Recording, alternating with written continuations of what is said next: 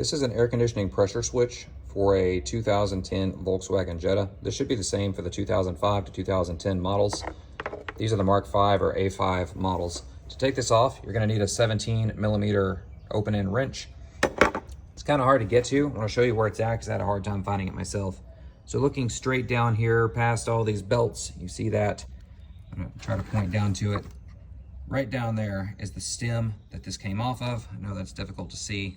It's just the angle. That does screw right off. You don't have to bring the system down or anything like that. But what that can cause is if your air conditioner is coming on every now and then, but not consistently, that might be what your issue is. So before you go and spend thousands of dollars replacing your compressor, go ahead and check these couple of cheaper parts. So if you have a couple of ramps that you can drive your vehicle up onto, then you can actually get underneath and it's easier to get to. So right up here is where I was able to get to mine from. Backed it up a couple of times with that wrench, got it loose enough that I could unscrew it the rest of the way using fingers, and then brought it up to the top to disconnect it from the wire. I'll show you where the wire is. I actually got it curled up right there out of the way. Just a little 3-pin connector. Can't get up to it from where I'm at now, but you can see it there. So if that doesn't fix your problem, then right over here you have a solenoid on the other side of the compressor. Zoom back here. So here's this other set of wires that goes right into the compressor. This is your solenoid.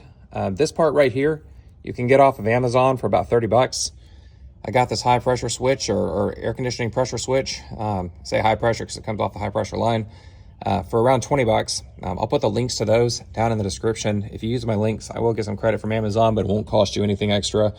And these parts are at least this part right here was over $100 at the local auto parts store. So, you know, save yourself some money if you possibly can. So this particular compressor doesn't have a separate clutch. So if the entire compressor goes out, that's one thing. That's pretty unlikely.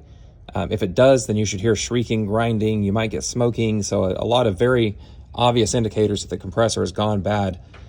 If you're not seeing all those things and your system's not leaking freon and it's holding pressure, but it's still not working consistently, then there's a good chance that you're either looking at the switch or this switch right here. And again, both cheap parts. So if you have any comments or questions, you know, drop them down in the comments. I'm happy to get after those and see if I can help you out.